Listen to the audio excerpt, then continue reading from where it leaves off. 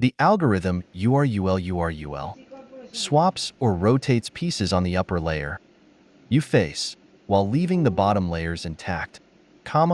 This move sequence is particularly useful for certain situations in the OLL orientation of the last layer step of the CFOP method. It alters the position of a few pieces in the top layer while maintaining the integrity of the other layers.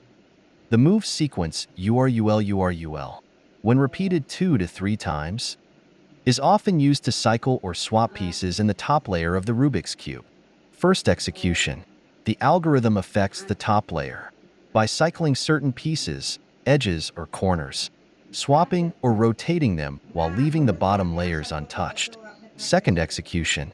Upon repeating the move, the affected pieces in the top layer continue to shift.